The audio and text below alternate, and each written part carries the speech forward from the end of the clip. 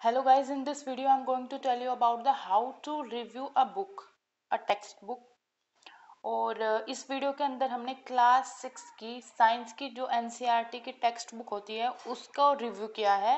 पहले बुक का रिव्यू है बेसिक और उसके बाद चैप्टर वाइज उसका एनालिसिस भी किया गया है। इस वीडियो के अंदर हमने 10 जो उसके इम्पोर्टेंट चैप्टर है बुक के अंदर वो सब कवर किए हैं, उनका प्रॉपर एनालिसिस किया है। तो अगर आपको कोई असाइनमेंट मिलता है, अगर आप बीएड स्टूडेंट है या और भी किसी कोर्स के अंदर है तो आपको ये असाइनमेंट मिल सकता है कि आप एक टेक्स्ट बुक का रिव्यू करो। तो उन ऐसे केस में ये वीडियो आपके लिए काफ़ी हेल्पफुल होगी। इसमें हमने एक एक पॉइंट को डिटेल में डिस्कस किया है। जैसे इंट्रोडक्शन में बेसिक जो टेक्स्ट बुक क्या होती है उससे वीडियो की स्टार्टिंग होगी।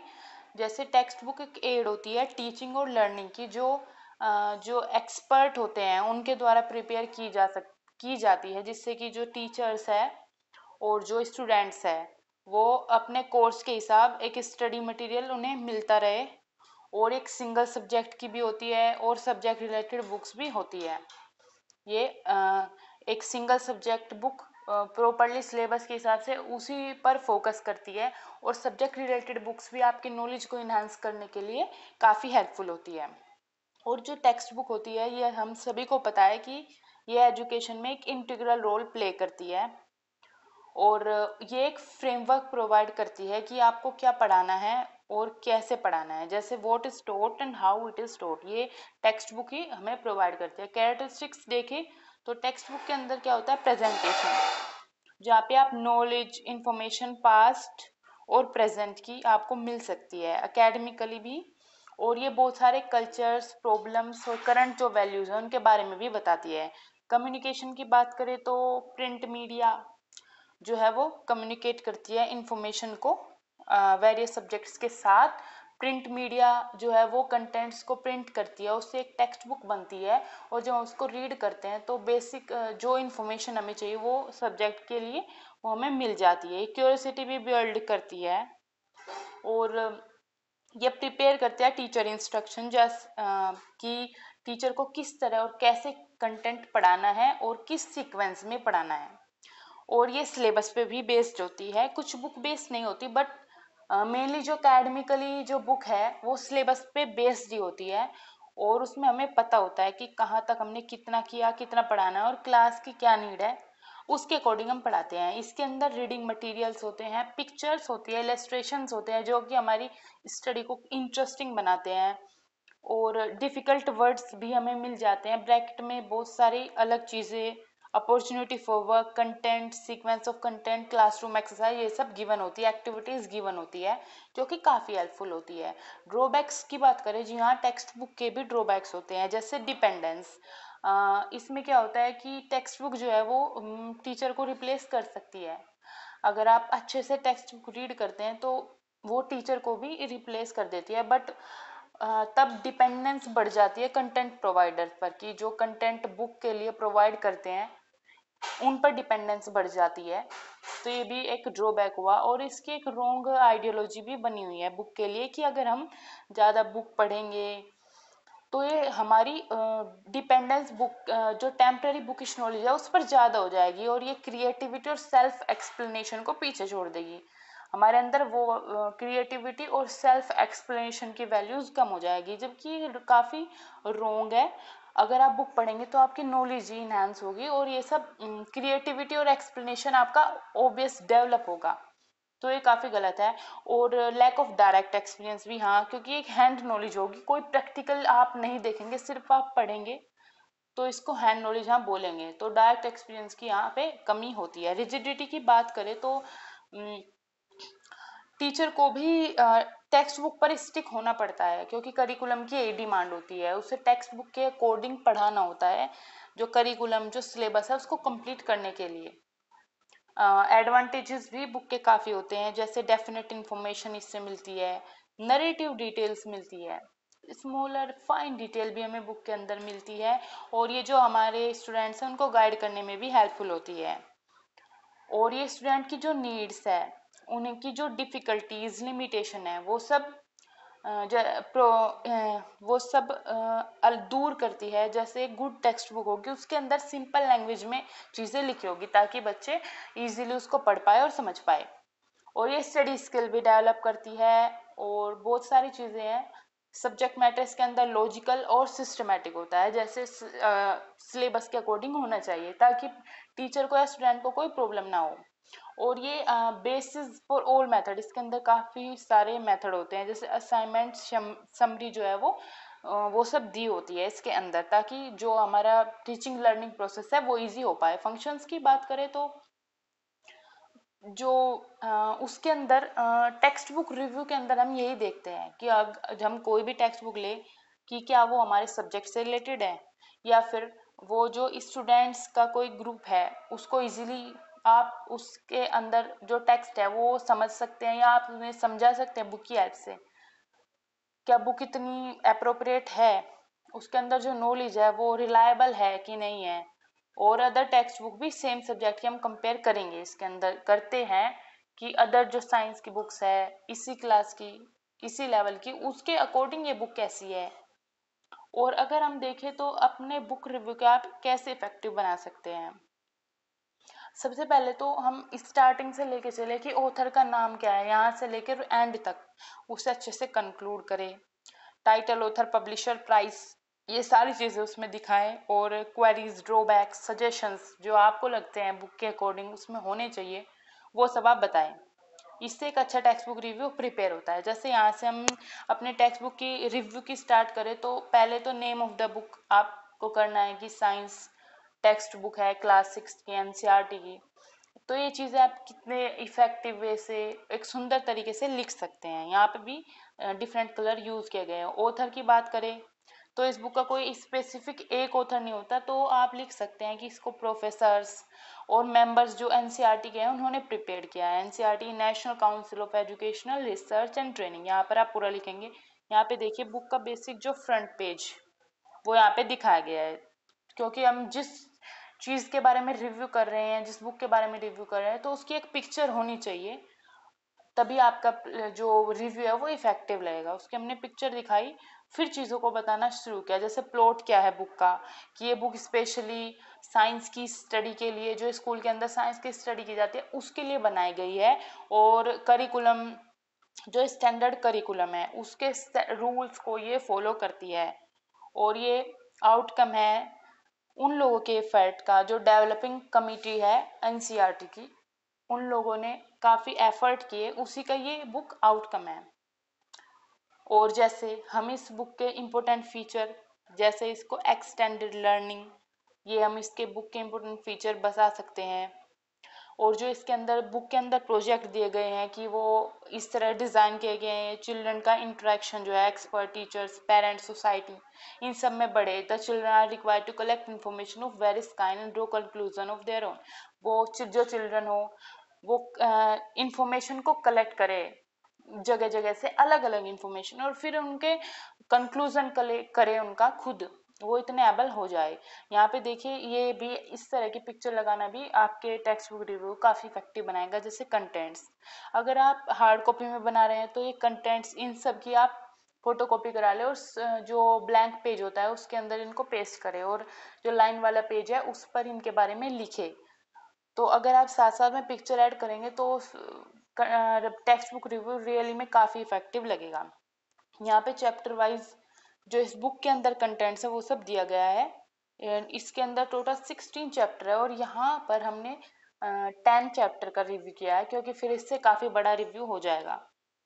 क्योंकि ये chapter wise text book review भी है और नॉर्मल जो एक रिव्यू आप कर सकते हैं वो भी है इसके अंदर।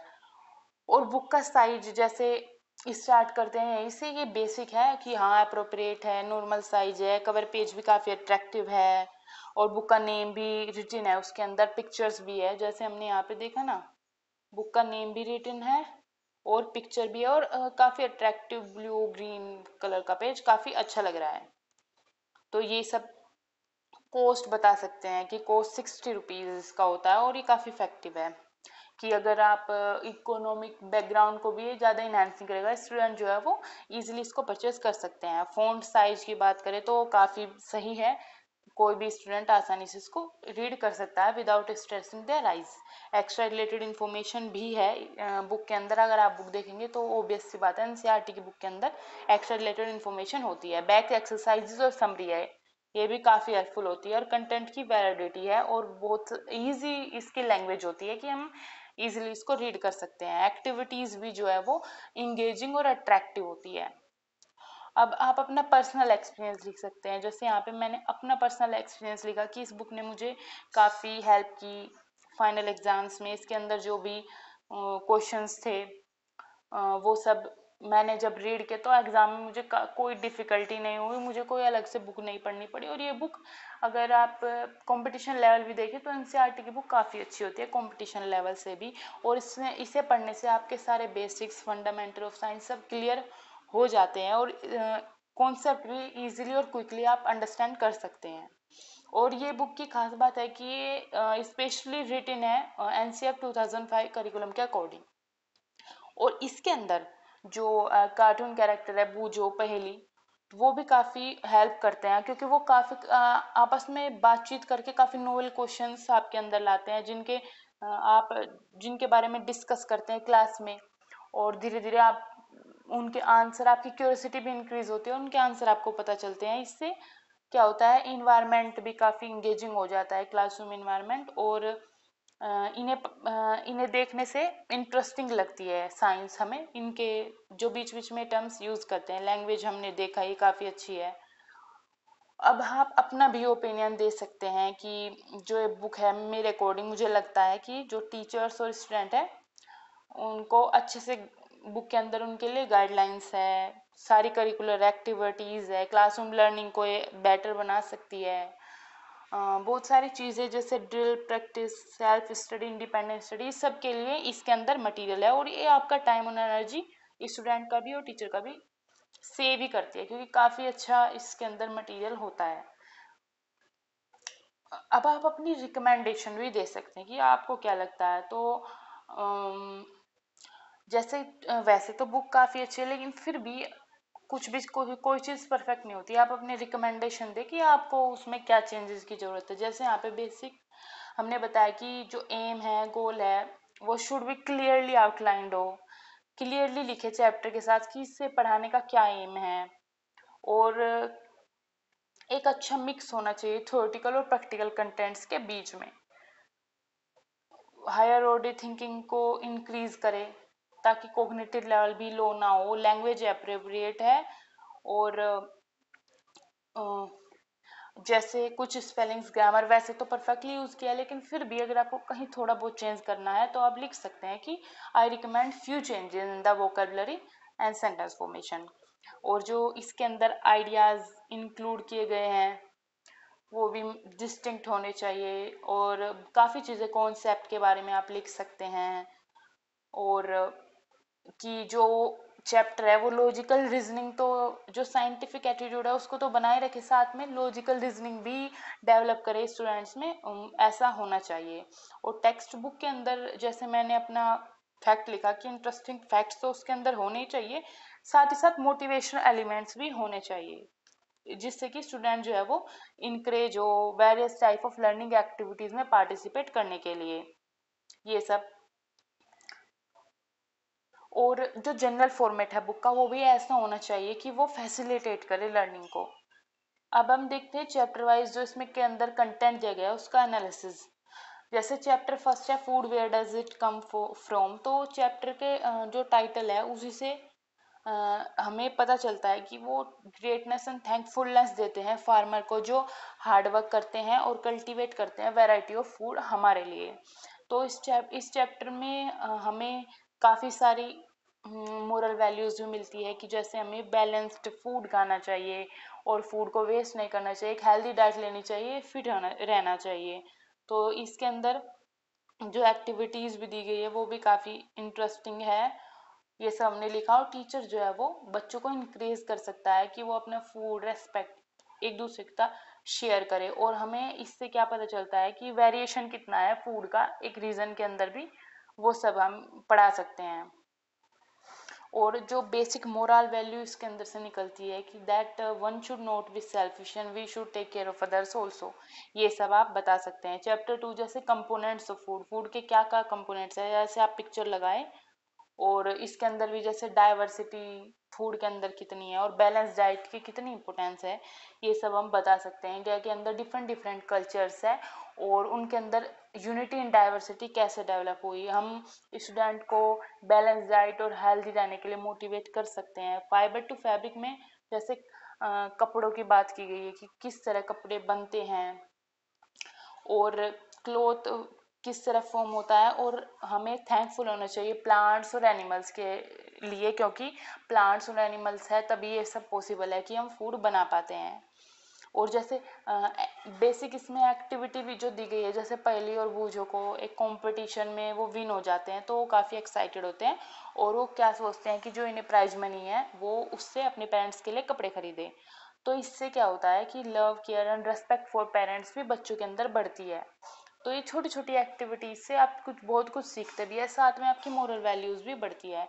टीचर भी साथ साथ आपको इंकरेज करे। और जैसे इसके अंदर क्या है, चरखे का यूज दिखाया गया है जो कि गांधी जी ने फ्रीडम स्ट्रगल के टाइम पे यूज किया था। तो टीचर क्या करेगा, टीचर इसमें बता सकता है स्टूडेंट्स को सत्याग्रह नॉन वायलेंस मूवमेंट्स के बारे में। इससे क्या होगा, उनका ट्रुथ, सेल्फ डिपेंडेंस और पैट्रियोटिज्म ये वैल्यूज भी बढ़ेगी। तो साइंस की एक्टिविटीज या साइंस के चैप्टर सिर्फ साइंस के लेवल तक ही सीमित नहीं है बुक के अंदर, बल्कि आपको और सारी चीज़ों के बारे में भी ये बताते हैं।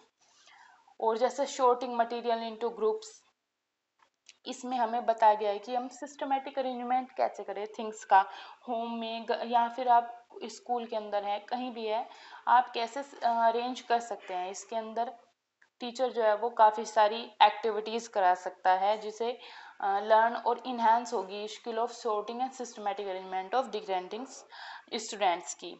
और वाटर के बारे में भी बताया गया है कि वाटर कितना इम्पोर्टेंट है हमारी हेल्थ, हमारी जो फंक्शनिंग है बॉडी उसके लिए, हमें वाटर को कंजर्व करना चाहिए, वैल्यू हमें पता चलती है। चैप्टर 5 जो है सेपरेशन ऑफ सब्सटेंसेस, इसके अंदर भी ये स्कोप देता है doing loads of hands on experience and help in enhancing critical thinking of students, student की क्रिटिकल थिंकिंग डेवलप हो इसके अंदर। और जो टीचर्स है वो बताए कि हमारे जो स्टूडेंट्स के लिए कौन कौन से सब्सटेंस यूजफुल है और कौन कौन से हार्मफुल है, ये सारी चीज़ें बताए। और जैसे टीचर जो है वो कोरिलेट कर सकता है कॉन्सेप्ट को, satisfaction, contentment to live a happy life, happy life आप कैसे जी सकते हैं, चेंज अराउंड अस। इसके अंदर हम देख सकते हैं कि टाइम टू टाइम किस तरह चेंजेस हो सकते हैं, होते रहते हैं हमारे आसपास भी हम देखते हैं। तो टीचर इससे कॉन्सेप्ट क्लियर करा सकता है कि जो चेंज है वो लॉ ऑफ नेचर है, हम उससे पीछे नहीं हट सकते। बट हमें जो भी हमारी लाइफ में या कहीं भी जो भी चेंज है हम उसको लेकर हमें एक पॉजिटिव एटीट्यूड रखना ज़रूरी है। इसके अंदर जैसे पहेली है, वो जो है, इनकी भी बेसिक एक्टिविटीज़ इसी तरीके की दी गई है ताकि ये इंटरेस्टिंग बन जाए और जो बच्चे हैं वो समझ पाए values of determination, hard work, devotion to work. इन एग्जाम्पल से बच्चों के अंदर ये वैल्यू डेवलप हो। चैप्टर 7 जैसे getting to know plants, plants को हम जाने, अपने इन्वायरमेंट को जाने और समझे कि जो प्लांट्स है वो कितने इम्पोर्टेंट है, क्योंकि वो ऑक्सीजन को रिलीज करते हैं जो हमारी ब्रीदिंग के लिए और हमारी एयर को क्लीन करने के लिए काफ़ी इम्पोर्टेंट है। तो हमें क्या करना चाहिए, प्लांट्स को ज़्यादा से ज़्यादा ग्रो करना चाहिए। ये जो वैल्यूज़ है बच्चों के अंदर डेवलप होगी इन सब से। चैप्टर 8 जैसे बॉडी मूवमेंट्स, बॉडी मूवमेंट्स भी हमें इम्पोर्टेंस बताता है coordination of different body parts की। और टीचर इसके अंदर हमें बता सकता है कि फिजिकल एक्सरसाइजेज की कितनी इम्पोर्टेंट है हमें फिट रहने में, और कोऑर्डिनेशन, कोऑपरेशन जो है वो स्टूडेंट्स के अंदर डेवलप हो, वो सब वैल्यूज़ उनके अंदर आ जाए। और चैप्टर 9 की बात करें the living organism and there surroundings, इसके अंदर भी ये हमें बताता है कि हैबिटेट्स और adaptation of plants, animal and other subjects के बारे में। और टीचर जो है वो डेली लाइफ एग्जाम्पल देकर बच्चों के अंदर इनकलकेट कर सकता है respect for nature, integrity, nurture adjustments, ये सब वैल्यूज़। और ये काफ़ी चीज़ें बता सकता है टीचर स्टूडेंट को, जैसे वैल्यू ऑफ अडेप्टेबिलिटी, एडजस्ट कैसे करना होता है, और बेटर अडेप्टेबिलिटी जो है वो रिड्यूस करती है मेल एडजस्टमेंट्स को, जो कि एक आपको एक सक्सेसफुल लाइफ इंश्योर करती है। टीचर हमें स्टूडेंट्स को बता सकता है कि हमें थैंकफुल होना चाहिए भगवान का, जिन्होंने हमें एक ब्यूटीफुल और हैप्पी लाइफ दी है। और हमें जो है वो जो नेगेटिव एटीट्यूड है और हैबिट ऑफ कंप्लेनिंग, इसको डिस्करेज करना चाहिए और पॉजिटिव आउटलुक की तरफ देखना चाहिए। और ग्रेटिट्यूड ऑप्टिमिज्म जैसी वैल्यू स्टूडेंट्स के अंदर डेवलप होनी चाहिए। हमारा लास्ट चैप्टर है motion and measurement of distance, ये चैप्टर 10 एनसीईआरटी का। आप इस तरह जैसे ये पिक्चर लगाई है, इस तरह अदर पिक्चर भी लगा सकते हैं, काफ़ी सारे पिक्चर लगा सकते हैं। तो इसके अंदर भी क्या है, वो वैल्यूज़ बताता है इक्वालिटी की, शेयरिंग की, कोऑपरेशन की, क्रिएटिविटी की, स्किल ऑफ मेजरमेंट की और ऑब्जर्वेशन की स्टूडेंट्स के अंदर। जैसे पहली और बूझो जो है वो शेयर करते हैं, शेयर डेस्क शेयर करने में उनकी फाइटिंग होती है कि तुम्हारे पास ज़्यादा लार्ज डेस्क है, मेरे पास छोटी डेस्क है। तो फिर मेज़र करके वो एक मिडिल में एक मार्क बनाते हैं और क्या करते हैं, एग्जैक्टली हाफ हाफ डेस्क जो है वो दोनों ले लेते हैं। तो इससे हमें इक्वालिटी का कॉन्सेप्ट समझ आता है और टीचर जो है वो एक्सप्लेन कर सकता है मेजरमेंट की एप्लीकेशन को, और democratic value, equity and equality, इनके बारे में बता सकता है। और ग्रुप में वर्क करना कितना हेल्पफुल है ये भी बता सकता है। और टीचर जो है वो क्लास में ग्रुप डिवाइड और चूज कर सकते हैं, जिससे स्टूडेंट्स की आपस की लर्निंग भी इंक्रीज हो जाए। और इसके अंदर एक्टिविटीज भी दी गई है। और ये सारे कॉन्सेप्ट ऑफ डायरेक्शन और मेजरमेंट जो है वो स्टूडेंट को यूनिटी ऑफ डिटर्मिनेशन जैसी वैल्यूज जो है वो सिखा देते हैं। तो ये हमारा टेक्स्ट बुक रिव्यू यहाँ पर कंप्लीट हुआ। और लास्ट में हमें कंक्लूजन डालते हैं कि कोर्स मटेरियल को कलेक्ट करना एक काफ़ी डिफ़िकल्ट टास्क है, बट इस बुक्स के अंदर काफ़ी सारे हम सेटिस्फाई होते हैं। जो करिकुलम एस्पेक्ट है, साइकोलॉजिकल कंडीशन है स्टूडेंट की, उसके अकॉर्डिंग ये चीज़ें डाली गई हैं। और जो कोर्स मटेरियल है वो गाइडलाइन देता है टीचर को कि वो goals and objective of education को फुलफिल कर पाए। बुक का डिज़ाइन कैसा है, ये आइडियाज़ कॉन्सेप्ट को एक्सप्लोर करती है। और इसके अंदर काफ़ी सारी वैल्यूज़ दी गई है। जैसे हमें पता चलता है कि family is the prime agency of development of values, वहाँ से हम बहुत सारी चीज़ें सीखते हैं। और नेशनल एजुकेशन पॉलिसी एनसीएफ 2005-2014, उसके अनुसार जो जो रिकमेंडेशन है इंटीग्रेटेड एजुकेशन की, वो भी सब इसके अंदर की गई है। Awareness of social moral spiritual values की, और साइंस के जो गोल है, एजुकेशन के गोल है, वो सब इसके अंदर फुलफिल होते हैं। और ये जो टेक्स्ट बुक है NCERT science text book class 6 grade की, ये ऑलमोस्ट सारे टॉपिक्स को अच्छे से कवर करती है। और साइंस सब्जेक्ट है, उसके अंदर काफ़ी सारे स्कोप है, रिकॉग्निशन ऑफ वैल्यूज़ है, आइडियल एक्ट्स ऑफ वैल्यूइंग है, मोरल कैरेक्टर एजुकेशन होती है। तो इसके अंदर सिर्फ टीचर को ज़रूरत है कि वो अच्छे से कंटेंट को डिलीवर करे और ये वैल्यूज़ स्टूडेंट के अंदर डेवलप कर पाए। Thank you. Please like, share and subscribe the channel.